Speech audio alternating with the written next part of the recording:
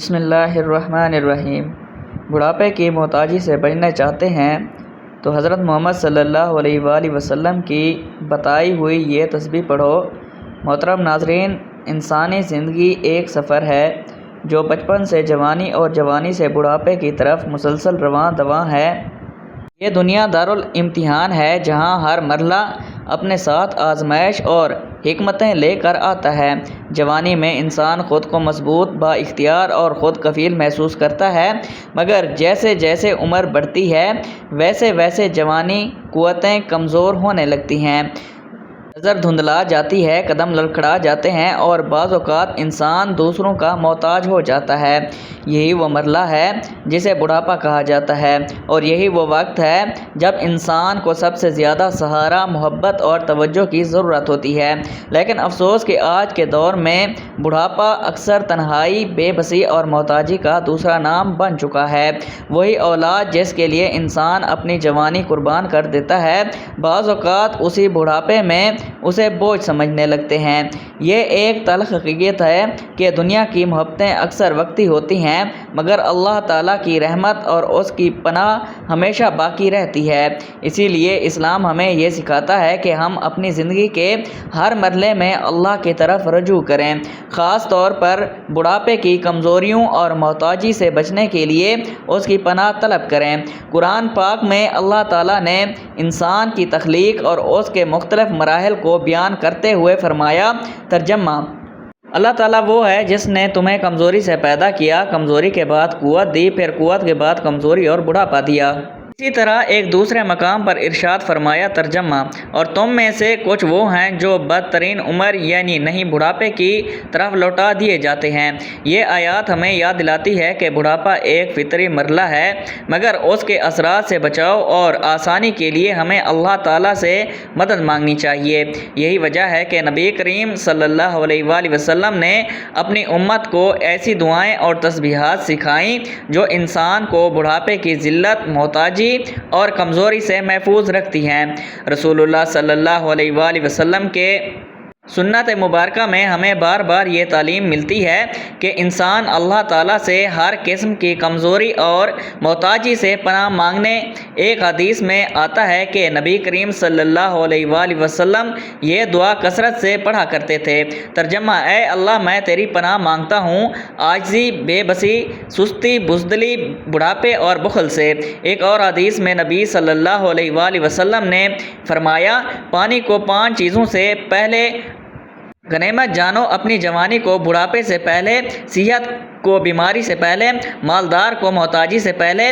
یہ حدیث ہمیں متوجہ کرتی ہے کہ بڑھاپے سے پہلے ہی ہمیں اپنی زندگی کو سنوار لینا چاہیے اور ایسے اعمال اختیار کرنے چاہیے جو ہمیں آخری عمر میں سہارا دیں۔ اسی طرح ایک اور حدیث میں آتا ہے کہ رسول اللہ صلی اللہ علیہ وآلہ وسلم نے فرمایا، جو شخص چاہتا ہے کہ اس کی عمر میں برکت ہو اور رزق میں کشادگی ہو، اسے چاہیے کہ صلہ رحمی کرے۔ یہ عمل بھی بڑھاپے میں سہارا بنتا ہے، کیونکہ جو انسان دوسروں کے ساتھ اچھا سلوک کرتا ہے، اللہ تعالیٰ اس کے لیے آسانیاں پیدا فرما دیتا ہے۔ قرآن پاک میں اللہ تعالیٰ نے والدین کے بڑھاپے کا خاص ذکر کرتے ہوئے فرمایا، ترجمہ: اگر تمہارے پاس ان میں سے 2 بڑھاپے کو پہنچ جائیں تو انہیں اف تک نہ کہو۔ یہ آیت اس بات کی طرف اشارہ کرتی ہے کہ بڑھاپا ایک ایسا وقت ہے جب انسان کو عزت، محبت، سہارا چاہیے ہوتا ہے، لیکن اگر دنیا کے سہارے کمزور ہو جائیں تو اللہ کا سہارا ہی سب سے مضبوط ہوتا ہے۔ ایک اور مقام پر اللہ تعالیٰ فرماتا ہے، ترجمہ: اور کہو، اے میرے رب، ان دونوں والدین پر رحم فرما جسے انہوں نے مجھے بچپن میں پالا۔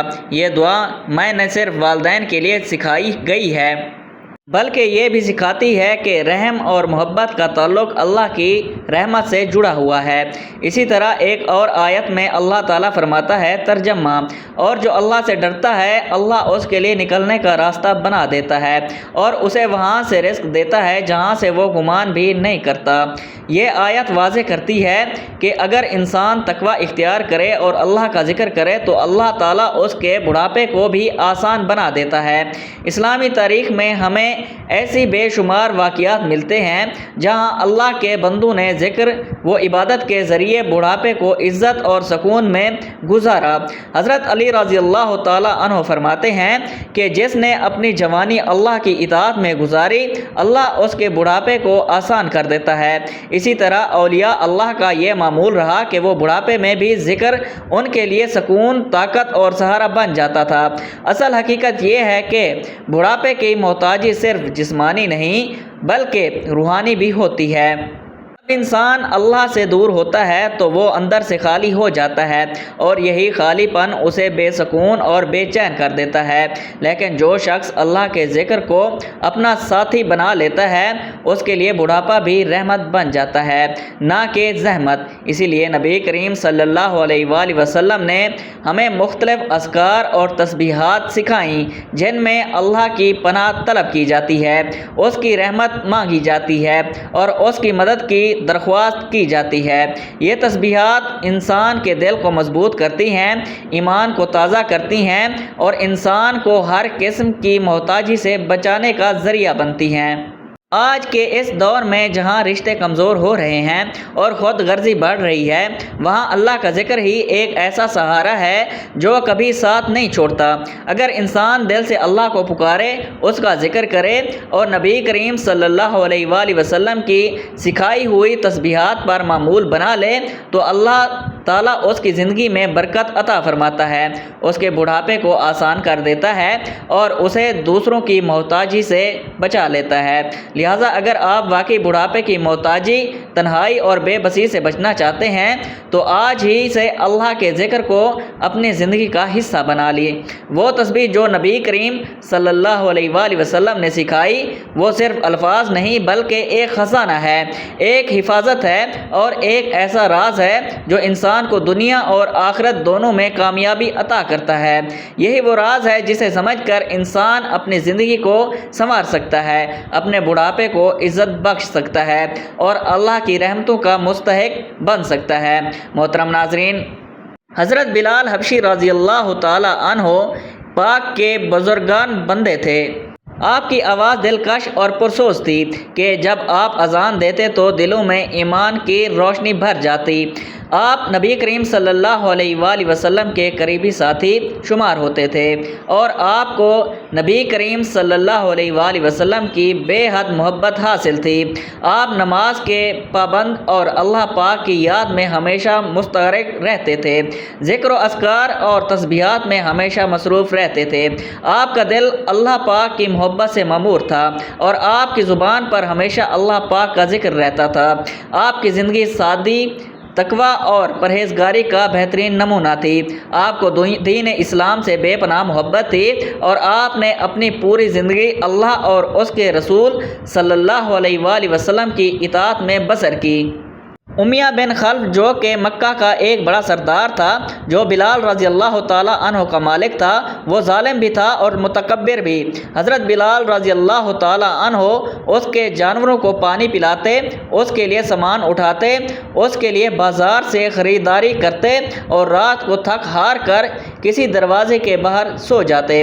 اسے نہ اچھا کھانا ملتا، نہ عزت، نہ آرام۔ دن گزرتے گئے اور دل میں سوال پیدا ہونے لگا، آخر غلاموں کو انسان کیوں نہیں سمجھا جاتا؟ آخر امیہ کو یہ حق کس نے دیا ہے کہ وہ انسانوں کو جانوروں کی طرح خریدتا اور بیچتا ہے؟ آخر مکہ میں انصاف کیوں نہیں ہے؟ یہ سوالات ان کے دل میں پیدا ہوتے مگر وہ خاموش ہو جاتے۔ وہ جانتے تھے کہ غلام کو بولنے کی اجازت نہیں، مگر قسمت نے ان کے لیے ایسا وقت پیدا کیا کہ غلامی کی زنجیریں ہمیشہ کے لیے ٹوٹنے والی تھیں۔ ان کے دن اس طرح گزر رہے تھے، غلامی کے اندھیروں میں، جہاں نہ کوئی امید تھی اور نہ ہی کوئی راستہ۔ مگر کچھ عرصے میں مکہ میں ایک نئی بات چل رہی تھی۔ لوگ چپکے چپکے کسی کا نام لیتے، کسی سے چھپ کر ملتے، کوئی شوہر بدلنے لگتے تھے، کچھ نظریں سوال کرنے لگتی تھیں، حضرت بلال رضی اللہ تعالیٰ عنہ یہ سب دیکھ رہے تھے مگر خاموش تھے۔ وہ صرف غلام تھے، انہیں کیا لینا دینا کہ کون کیا کر رہا ہے، کون کس کے پیچھے جا رہا ہے۔ مگر ایک دن انہوں نے بازار میں سنا کہ مکہ کے سب سے سچے اور ایماندار شخص محمد بن عبداللہ ایک نیا دین لے کر آئے ہیں۔ وہ کہہ رہے ہیں کہ صرف ایک اللہ تعالیٰ کی عبادت کرو، سب انسان برابر ہیں، کوئی غلام اور آقا نہیں، سب اللہ کے بندے ہیں۔ یہ الفاظ حضرت بلال رضی اللہ تعالیٰ عنہ کے دل میں چپکنے لگا۔ کیا واقعی ایسا ہوتا ہے؟ کیا واقعی غلام اور سردار برابر ہو سکتے ہیں؟ کیا واقعی کوئی ایسا دین آ چکا ہے جو ایک غلام کو بھی عزت دے سکتا ہے؟ حضرت بلال رضی اللہ تعالیٰ عنہ نے کئی دنوں تک یہ بات سنی مگر کچھ نہ بولا، بس وہ غور کرتے رہے۔ پھر ایک دن انہوں نے اپنے مالک امیہ بن خلف کو کسی بات پر غصہ کرتے دیکھا۔ یہ محمد صاحب کو بگاڑ رہا ہے، غلاموں کو سکھا رہا ہے کہ وہ ہمارے برابر ہو سکتے ہیں، یہ ناقابل قبول ہے۔ حضرت بلال رضی اللہ تعالیٰ عنہ کو پہلی بار احساس ہوا کہ یہ دین صرف الفاظ نہیں بلکہ حقیقت میں طاقت رکھتا ہے۔ امیہ جیسے ظالم سرداروں کو اس سے خطرہ محسوس ہوا تو یقیناً یہ کوئی بڑی چیز ہوگی۔ اب بلال کے دل میں ایک خواہش جاگنے لگی کہ وہ محمد صلی اللہ علیہ وآلہ وسلم کو دیکھنا چاہتا تھا، ان سے سننا چاہتا تھا کہ وہ کیا کہہ رہے ہیں۔ وہ جاننا چاہتا تھا کہ کیا واقعی وہ غلام کو بھی آزاد کرا سکتے ہیں، کیا واقعی انسان کی عزت کو بحال کرا سکتے ہیں۔ ایک رات حضرت بلال رضی اللہ تعالیٰ عنہ نے ہمت کی اور دبے قدموں شہر کے کونے کی طرف بڑھے جہاں وہ لوگ چھپ کر ملتے تھے جو محمد صلی اللہ علیہ وآلہ وسلم کا کلمہ پڑھ چکے تھے۔ حضرت بلال نے اپنی نظریں جھکائیں اور سننے لگے۔ وہ رات بلال رضی اللہ تعالیٰ عنہ کی زندگی کی سب سے اہم رات تھی، کیونکہ آج وہ جاننے والے تھے کہ زندگی کا اصل مقصد کیا ہے۔ حضرت بلال چپ کر ان کی باتیں سن رہے تھے جو محمد صلی اللہ علیہ وآلہ وسلم پر ایمان لا چکے تھے۔ ان کے چہروں پر ایک سکون تھا، ان کی باتوں میں ایک عجیب طاقت تھی۔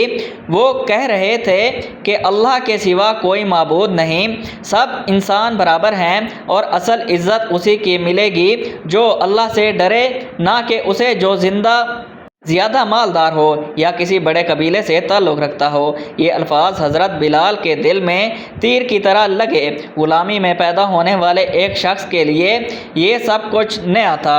وہ تو ہمیشہ یہی سنتا آیا تھا کہ غلام آقاؤں کی خدمت کے لیے پیدا ہوتے ہیں، وہ کسی حق کے مالک نہیں، مگر یہاں تو کچھ اور ہی کہا جا رہا تھا۔ بلال نے ہمت کی اور ایک شخص سے پوچھا، یہ جو باتیں تم کر رہے ہو یہ سچ ہیں؟ کیا واقعی غلام اور سردار برابر ہیں؟ اس شخص نے مسکرا کر کہا، ہاں، ہمارے نبی پاک صلی اللہ علیہ وآلہ وسلم یہی کہتے ہیں کہ اللہ پاک کے نزدیک سب ایک جیسے ہیں، نہ کوئی اونچا نہ کوئی نیچا، اصل عزت تقویٰ میں ہے، رنگ و نسل یا مقام میں نہیں۔ یہ الفاظ بلال کے دل میں گھر کر گئے۔ وہ خاموشی سے واپس چلا آیا مگر اس کا دل بے چین ہو چکا تھا۔ اب وہ صرف سننے والا نہیں رہا تھا بلکہ وہ جاننا چاہتا تھا کہ محمد صلی اللہ علیہ وآلہ وسلم کون ہیں، وہ کیسے انسان ہیں جس کی باتوں نے پورے مکہ میں ہلچل مچا دی تھی۔ چند دن بعد حضرت بلال نے ہمت کی اور علیحدگی میں جا کر ایک صحابی سے کہا، مجھے محمد صلی اللہ علیہ وآلہ وسلم کے پاس لے چلو، میں ان سے ملنا چاہتا ہوں۔ یہ سنتے ہی وہ خوش ہو گئے۔ انہوں نے بلال کو ساتھ لیا اور ایک خفیہ مقام پر لے گئے جہاں محمد مصطفیٰ صلی اللہ علیہ وآلہ وسلم اپنے چند ساتھیوں کے ساتھ بیٹھے ہوئے تھے۔ جیسے ہی بلال نے ان کی طرف دیکھا اسے لگا کہ وہ کسی عام انسان کو نہیں بلکہ ایک خاص ہستی کو دیکھ رہا ہے۔ محمد صلی اللہ علیہ وآلہ وسلم کے چہرے پر نور تھا، ان کی آنکھوں میں شفقت اور ان کے لبوں پر ایک محبت بھری مسکراہٹ تھی۔ حضرت بلال بے اختیار زمین پر بیٹھ گئے، ان کے ہونٹ کپکپانے لگے، وہ کچھ کہہ ہی نہ پائے، بس ان کی طرف دیکھتے رہے۔ نبی پاک صلی اللہ علیہ وآلہ وسلم نے نرمی سے پوچھا، بلال تم کس کے لیے آئے ہو؟ بلال کی آنکھوں میں آنسو آ گئے، اس نے گھبراتے ہوئے آواز میں کہا، کیا واقعی اللہ کے نزدیک سب برابر ہیں؟ کیا واقعی ایک غلام عزت پا سکتا ہے؟ محمد صلی اللہ علیہ وآلہ وسلم نے مسکرا کر جواب دیا، ہاں بلال، اللہ کے ہاں عزت مال یا قبیلے کی وجہ سے نہیں بلکہ نیکی اور تقوی کی وجہ سے ملتی ہے۔ اگر تم اللہ پاک کو اپنا رب مان لو تو تم بھی ان سب سے زیادہ عزت والے بن سکتے ہو۔ بلال کے دل پر جیسے کوئی روشنی پڑ گئی ہو، اس نے کپکپاتے ہونٹوں سے کہا، میں گواہی دیتا ہوں کہ اللہ تعالیٰ کے سوا کوئی معبود نہیں ہے اور محمد صلی اللہ علیہ وآلہ وسلم اللہ کے رسول ہیں۔ یہ کہتے ہیں بلال کی آنکھوں میں آنسو بہنے لگے، مگر یہ آنسو خوشی کے تھے۔ وہ جو ساری زندگی غلامی میں جکڑا ہوا تھا، آج اسے لگا کہ وہ سب سے آزاد بن چکا ہے۔ آج وہ صرف امیہ بن خلف کا غلام نہیں تھا، آج وہ اللہ پاک کا بندہ بن چکا تھا۔ بلال کے لیے یہ لمحہ سب سے حسین تھا۔ اس نے پہلی بار آزادی محسوس کی، پہلی بار اپنے وجود کو قابل عزت جانا، مگر وہ نہیں جانتا تھا یہ آزادی کتنی بھاری قیمت مانگے گی۔ جب امیہ بن خلف کو معلوم ہوا کہ بلال اسلام قبول کر چکا ہے تو اس کا غصہ آسمان کو چھونے لگا۔ غلام وہ بھی میرے گھر کا، کیسے اس نے محمد کے پیچھے جا سکتا ہے؟ یہ ناقابل قبول ہے۔ امیہ نے بلال کو بلایا، اس کے چہرے پر نفرت تھی۔ بلال نے سنا ہے کہ تم نے محمد کا دین اختیار کر لیا ہے، فوراً انکار کر دو ورنہ انجام بہت برا ہوگا۔ بلال خاموشی کھڑے رہے، ان کے دل میں ایک سکون تھا، ایک روشنی تھی جو کبھی بجھنے والی نہیں تھی۔ امیہ چلایا، میں آخری بار کہہ رہا ہوں، انکار کر دو۔ بلال نے دھیرے سے کہا، احد احد، اللہ ایک ہے، اللہ ایک ہے۔ یہ سن کر امیہ کا چہرہ غصے سے سرخ ہو گیا۔ اس نے غلاموں کو حکم دیا، اسے پکڑو اور مکہ کی تپتی زمین پر لٹاؤ۔ بلال کو گلیوں میں گھسیٹا جانے لگا، لوگوں کا ہجوم اکٹھا ہو گیا، کوئی ہنستا، کوئی تانے دیتا، کوئی پتھر مارتا، مگر بلال کی زبان پر ایک ہی لفظ تھا، احد احد۔ پھر اسے گرم ریت پر ڈالا گیا، جلتے ہوئے پتھر اس کے سینے پر رکھ دیے گئے تاکہ وہ ہل نہ سکے۔ امیہ قریب آ کر کہنے لگا، اپنی جان بچانا چاہتے ہو تو محمد کو جھوٹا کہہ دو، نعوذ باللہ، اور ہمارے بتوں کو مانو۔ بلال نے تڑپتے سانسوں میں کہا، احد احد۔ یہ جواب امیہ کے لیے ناقابل برداشت تھا۔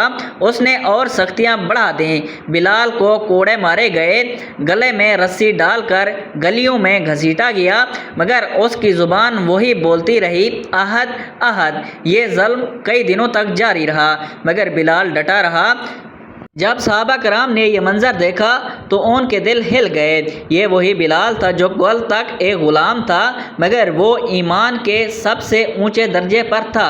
یہ خبر جب حضرت ابو بکر صدیق رضی اللہ تعالیٰ عنہ تک پہنچی تو آپ برداشت نہ کر سکے، وہ سیدھا امیہ کے پاس پہنچے اور کہا، امیہ یہ ظلم کب تک؟ امیہ ہنسے، یہ غلام اب کسی کام کا نہیں رہا، اگر تمہیں اس پر اتنا ترس آ رہا ہے تو اسے خرید کیوں نہیں لیتے؟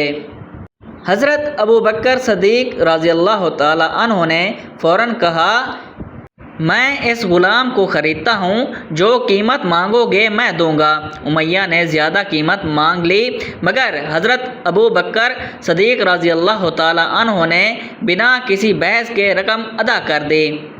جیسے ہی بلال آزاد ہوا، وہ زمین پر گر پڑا، اس کی آنکھوں میں آنسو تھے، مگر وہ آنسو غلامی سے آزادی کے تھے۔ حضرت ابو بکر صدیق رضی اللہ تعالیٰ عنہ نے بلال کا ہاتھ پکڑا اور کہا، بلال تم آج سے کسی انسان کے غلام نہیں، تم اللہ پاک کے بندے ہو۔ حضرت بلال رضی اللہ تعالیٰ عنہ نے اپنی نظر آسمان کی طرف اٹھائی، ایک گہری سانس لی اور پھر آہستہ سے کہا، احد احد۔ بلال اب آزاد ہو چکے تھے، مگر ان کی آزمائش ابھی ختم نہیں ہوئی تھی۔ وہ جان چکے تھے کہ یہ دنیا کسی آزاد انسان کے لیے بھی آسان نہیں، خاص طور پر جب وہ سچائی کے راستے پر ہو، مگر اب بلال کے پاس وہ چیز تھی جو اس سے پہلے کبھی بھی نہیں تھی، ایمان کی روشنی، نبی پاک صلی اللہ علیہ وآلہ وسلم کی قربت اور اللہ پاک کی محبت۔ بلال ہر وقت نبی پاک صلی اللہ علیہ وآلہ وسلم کے ساتھ رہتے، ان کے حکم پر لبیک کہتے، ہر مشکل میں ساتھ کھڑے ہوتے۔ وہ غلامی سے آزاد ہونے کے بعد بھی ایک عام آدمی کی طرح زندگی گزار سکتے تھے، مگر انہوں نے اپنی زندگی کا ایک ہی مقصد بنا لیا تھا، اسلام کی خدمت اور رسول اللہ صلی اللہ علیہ وآلہ وسلم کی اطاعت۔ ایک دن نبی پاک صلی اللہ علیہ وآلہ وسلم نے مسجد کی تعمیر کا حکم دیا۔ تمام صحابہ مل کر اینٹیں اور پتھر اٹھا رہے تھے۔ حضرت بلال رضی اللہ تعالی عنہ بھی سب کے ساتھ مل کر کام کر رہے تھے، پسینے میں شرابور، مگر چہرے پر ایک عجیب خوشی تھی۔ وہ جانتے تھے کہ وہ کسی عام عمارت نہیں بن کے اللہ تعالیٰ کے گھر کی تعمیر میں حصہ لے رہے ہیں۔ پھر وہ لمحہ آیا جو تاریخ میں ہمیشہ کے لیے یاد رکھا گیا۔ جب مسجد مکمل ہو گئی تو سوال اٹھا کہ نماز کے لیے لوگوں کو کیسے بلایا جائے۔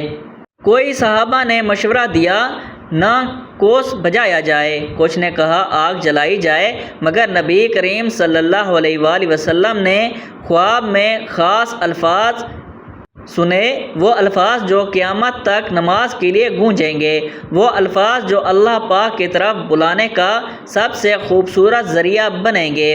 جب اذان کے لیے کسی کو منتخب کرنے کا وقت آیا تو نبی پاک صلی اللہ علیہ وآلہ وسلم نے محبت بھری نظر سے حضرت بلال کو دیکھا اور فرمایا، بلال یہ کام تم کرو گے۔ حضرت بلال رضی اللہ تعالی عنہ کا دل دھڑک اٹھا، جو کل تک غلام تھا آج اسلام کی سب سے بڑی آواز بننے جا رہا تھا۔ وہ کھڑے ہوئے مدینے کے بلند جگہ پر چڑھ کر اپنی گہری آواز میں پکارا، اللہ اکبر، اللہ اکبر۔ یہ الفاظ مدینے کے فضاؤں میں گونج اٹھے، لوگوں نے دل لرز گئے، ایمان تازہ ہو گئے۔ وہی بلال جو کل تک مکہ کی زمین میں رسیاں ڈال کر گھسیٹے جا رہے تھے، آج اسلام کی آواز بن چکے تھے۔ یہ ان کی سب سے بڑی عزت تھی، یہ ان کی صبر اور استقامت کا انعام تھا۔ بلال کی اذان سن کر نبی کریم صلی اللہ علیہ وآلہ وسلم کی آنکھوں میں آنسو آ گئے۔ یہ وہی غلام تھا جسے لوگ کم تر سمجھتے تھے، مگر آج وہی غلام اسلام کا سب سے پہلا مؤذن بن چکا تھا، وہ شخص جس کی آواز قیامت تک مسلمانوں کی نماز زون کے لیے بلاتی رہے گی۔ حضرت بلال کی زندگی کا ہر لمحہ رسول اللہ صلی اللہ علیہ وآلہ وسلم کے ساتھ گزرا۔ وہ جنگوں میں بھی شریک ہوئے، انہوں نے سختیاں برداشت کیں، مگر کبھی پیچھے نہیں ہٹے۔ ان کا ایمان اتنا مضبوط ہو چکا تھا کہ اب دنیا کی کوئی طاقت اسے ہلا نہیں سکتی تھی، مگر بلال کے آزمائش کا سب سے سخت وقت ابھی باقی تھا، وہ وقت جب محبوب نبی کریم صلی اللہ علیہ وآلہ وسلم اس دنیا سے رخصت ہونے لگے۔ مدینہ کی فضاؤں میں اداسی چھا چکی تھی، ہر آنکھ اشک بار تھی، ہر دل بوجھل تھا۔ وہ ہستی جس کے وجود سے مدینہ روشن تھا، اب وہ دنیا کو الوداع کہنے والی تھی۔ جب نبی کریم صلی اللہ علیہ وآلہ وسلم کا وصال شریف ہوا، بلال کے لیے ایک خبر ناقابل برداشت تھی۔ وہ جو ہر لمحہ نبی پاک صلی اللہ علیہ وآلہ وسلم کے ساتھ رہتے تھے، جو ہر نماز میں ان کے لیے اذان دیتے تھے، وہ کیسے اس حقیقت کو قبول کرتے کہ اب وہ نبی کریم صلی اللہ علیہ وآلہ وسلم کی زیارت نہیں کر سکیں گے۔ حضرت بلال رضی اللہ تعالی عنہ پر غم کے پہاڑ ٹوٹ پڑے۔ جب اگلی نماز کا وقت آیا، لوگوں نے بلال سے اذان دینے کے لیے کہا تو وہ کانپ اٹھے۔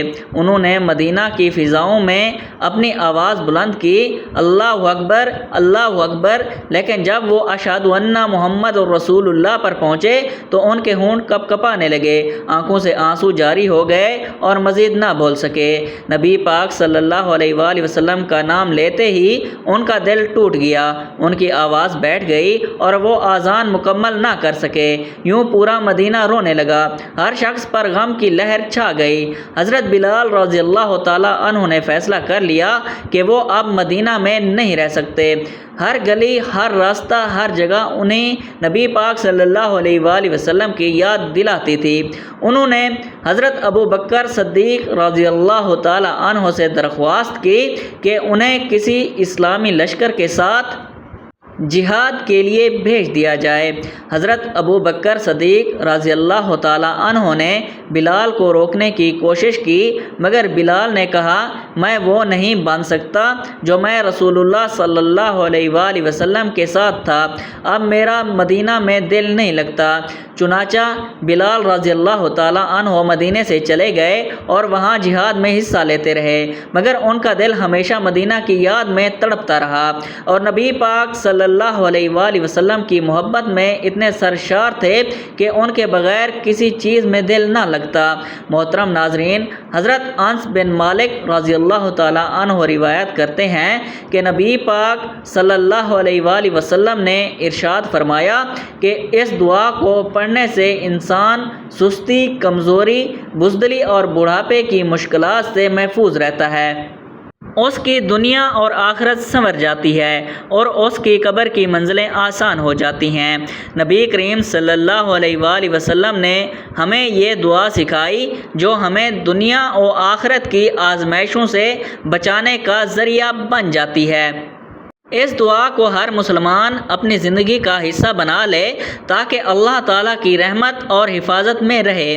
تو محترم ناظرین، وقت کی نزاکت کو مد نظر رکھتے ہوئے آپ کو بتاتے ہیں اس دعا کے بارے میں کہ جو اگر انسان پڑھنے کا معمول بنا لے تو بڑھاپے میں جب سب چھوڑ جاتے ہیں، حتیٰ کہ اولاد بھی چھوڑ جاتی ہے، تو انسان محتاجی سے بچ جاتا ہے۔ تو اس دعا کو آپ کسی نماز کے بعد پڑھنا چاہیں تو بھی افضل ہے، ورنہ جب جہاں جیسے آپ کو وقت مل جائے آپ چلتے پھرتے بھی اس دعا کو پڑھ سکتے ہیں۔ اس کے لیے آپ نے سب سے پہلے حضور پاک صلی اللہ علیہ وآلہ وسلم کی ذات اقدس پر درود پاک کا نذرانہ پیش کرنا ہے۔ درود پاک آپ مختصر سا بھی پڑھ سکتے ہیں، صلی اللہ علیہ وآلہ وسلم، لیکن درود ابراہیمی کی فضیلت بہت زیادہ ہے، اسی لیے ثواب کے طور پر ایک مرتبہ میرے ساتھ بھی درود ابراہیمی پڑھ لیجئے۔ اللہم صلی علی محمد وعلی آل محمد کما صلیت علی ابراہیم وعلی آل ابراہیم انک حمید مجید۔ اللہم بارک علی محمد وعلی آل محمد کما بارکت علی ابراہیم وعلی آل ابراہیم انک حمید مجید۔ درود پاک پڑھنے کے بعد آپ نے سب سے پہلے ہاتھوں کی انگلیوں پر یا تسبیح کے دانوں پر گن کر صرف 21 مرتبہ حسبی اللہ لا الہ الا ہو علیہ وتوکلت، ترجمہ اللہ ہی مجھے کافی ہے، اس کے سوا کوئی معبود نہیں، اس پر میں نے بھروسہ کیا، پڑھ لینا ہے۔ اور اس کے بعد آپ نے عمل کی تسبیح یعنی یہ دعا، اللہم انی اعوذ بک من جزع الکسل وجبن والحرم والبخل واعوذ بک من عذاب القبر ومن فتنۃ المحیا والممات، ترجمہ اے اللہ میں تیری پناہ مانگتا ہوں عاجزی، بے بسی اور سستی سے اور بزدلی اور بڑھاپے کی کمزوری سے اور بخل سے، اور میں تیری پناہ مانگتا ہوں قبر کے عذاب سے اور زندگی اور موت کے آزمائش سے۔ اس کو آپ نے ہاتھوں کی انگلیوں پر یا تسبیح کے دانے پر گن کر 71 مرتبہ پڑھ لینا ہے، اور پھر اس کے بعد ہاتھوں کی انگلیوں یا تسبیح کے دانے پر گن کر پورے 100 مرتبہ یا حیو یا قیوم پڑھ لینا ہے، اور پھر آخر میں اتنا ہی درود پاک پڑھ لینا ہے جتنا عمل کے شروع میں پڑھا تھا۔ ناظرین، ایک دن حضرت بلال رضی اللہ تعالیٰ عنہ خواب میں نبی کریم صلی اللہ علیہ وآلہ وسلم کی زیارت کرتے ہیں۔ نبی پاک صلی اللہ علیہ وآلہ وسلم ان سے فرماتے ہیں، بلال یہ کیا بے وفائی ہے، کیا تمہیں ہماری یاد نہیں آتی؟ یہ خواب دیکھ کر حضرت بلال رضی اللہ تعالیٰ عنہ کی بے قراری حد سے بڑھ گئی، وہ فوراً مدینہ کے لیے روانہ ہو گئے۔ جیسے ہی وہ مدینہ پہنچے لوگ ان کے پاس دوڑ پڑے کہ بلال واپس آ گئے۔ حضرت حسن اور حضرت حسین رضی اللہ تعالیٰ عنہ نبی کریم صلی اللہ علیہ وآلہ وسلم کے نواسے حضرت بلال رضی اللہ تعالیٰ عنہ کے پاس آئے اور کہا، بلال آج ایک بار اذان دے دو تاکہ مدینہ پھر وہ آواز سنے جو ہم سب کے دلوں کو سکون بخشتی ہے۔ حضرت بلال رضی اللہ تعالیٰ عنہ انکار نہ کر سکے، وہ مسجد نبوی میں کھڑے ہوئے اور اس کے بعد پھر اذان دی، اللہ اکبر اللہ اکبر۔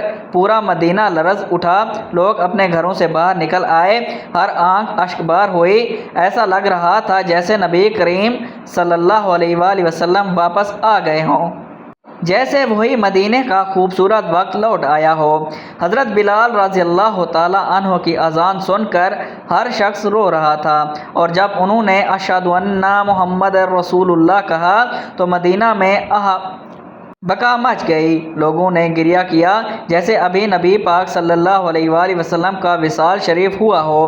یہ حضرت بلال رضی اللہ تعالیٰ عنہ کی زندگی کا سب سے جذباتی لمحہ تھا، اور اس کے بعد وہ زیادہ عرصہ زندہ نہ رہے۔ وہ شام واپس چلے گئے اور پھر وہاں بعد میں بیمار ہو گئے۔ جب وفات کا وقت آیا تو ان کی بیوی رونے لگی، ہے افسوس بلال جا رہے ہیں۔ حضرت بلال رضی اللہ تعالیٰ عنہ مسکرا کر کہنے لگے، افسوس نہ کر، خوشی مناؤ، بلال اپنے محبوب محمد مصطفیٰ صلی اللہ علیہ وآلہ وسلم اور ان کے صحابہ کرام رضی اللہ تعالیٰ عنہ سے ملے گا۔ یہ کہہ کر حضرت بلال رضی اللہ تعالیٰ عنہ کی روح پرواز کر گئی اور خالق حقیقی کے پاس چلی گئی۔ ایک شخص جو غلام تھا مگر ایمان نے اسے اسلام کا سب سے بڑا مؤذن بنا دیا، وہ شخص جس کی اذان قیامت تک زندہ رہے گی، آج اپنے نبی کریم صلی اللہ علیہ وآلہ وسلم سے جا ملا، اور آپ رضی اللہ تعالیٰ عنہ کو دنیا میں ہی بشارت جنت عطا ہوئی۔ سبحان اللہ۔ ناظرین، انسان کی زندگی کا سب سے نازک اور حساس مرحلہ بڑھاپا ہوتا ہے، جہاں نہ صرف جسم کمزور ہوتا ہے بلکہ انسانی جذبات اور معاشرتی طور پر بھی سہارا چاہتا ہے۔ لیکن اگر انسان اپنی جوانی میں ہی اللہ تعالیٰ سے تعلق مضبوط کر لے، اس کے ذکر کو اپنی زندگی کا لازمی حصہ بنا لے اور نبی کریم صلی اللہ علیہ وآلہ وسلم کی سکھائی ہوئی تسبیحات کو اپنا معمول بنا لے، تو پھر بڑھاپے کی محتاجی، تنہائی اور بے بسی سے بڑی حد تک محفوظ رہ سکتا ہے۔ حقیقت یہ ہے کہ دنیا کے رشتے وقت کے ساتھ کمزور ہو سکتے ہیں، مگر اللہ تعالیٰ کا ساتھ کبھی نہیں چھوٹتا۔ وہی ذات ہے جو بندے کو ہر حال میں سنبھال لیتی ہے، اس کی حاجات پوری کرتی ہے اور اسے عزت کے ساتھ زندگی گزارنے کی توفیق عطا فرماتی ہے۔ جو شخص دل کی گہرائی سے اللہ کو پکارتا ہے، اس کی رحمت کا طلبگار بنتا ہے اور مسلسل اس کا ذکر کرتا ہے، اللہ تعالیٰ اس کے لیے ایسے راستے پیدا فرماتا ہے جہاں سے اسے سہارا ملتا ہے، چاہے ظاہری کوئی وسیلہ نظر نہ بھی آ رہا ہو۔ یہی وہ راز ہے جسے نبی کریم صلی اللہ علیہ وآلہ وسلم نے اپنی امت کو سکھایا کہ اللہ کی پناہ مانگو، خاص طور پر عاجزی، کمزوری اور بڑھاپے کی ذلت سے۔ اگر آج ہم اس تسبیح کو اپنا معمول بنا لیں، اسے یقین اور اخلاق کے ساتھ پڑھیں، تو نہ صرف ہماری موجودہ زندگی میں سکون آئے گا بلکہ ہمارا آنے والا بڑھاپا بھی عزت، راحت اور اللہ کی خاص رحمتوں کے ساتھ گزرے گا۔ لہٰذا دیر نہ کریں، آج ہی سے اس مبارک تسبیح کو اپنی زندگی کا حصہ بنا لیں، کیونکہ یہی وہ عمل ہے جو انسان کو دنیا میں بھی بے نیاز بناتا ہے اور آخرت میں بھی کامیابی کا ذریعہ بناتا ہے۔ اللہ تعالیٰ ہم سب کو اپنی رحمتوں میں جگا دے اور ہمیں بڑھاپے کی محتاجی سے محفوظ فرمائے، آمین۔ دعا ہے کہ اللہ تعالیٰ نیکی کی بات کو سننے، سمجھنے اور اس پر عمل کرنے کی طاقت اور توفیق عطا فرمائے۔ میرا سنانا اور آپ کا سننا اپنی بارگاہ میں قبول و منظور فرمائے، آمین۔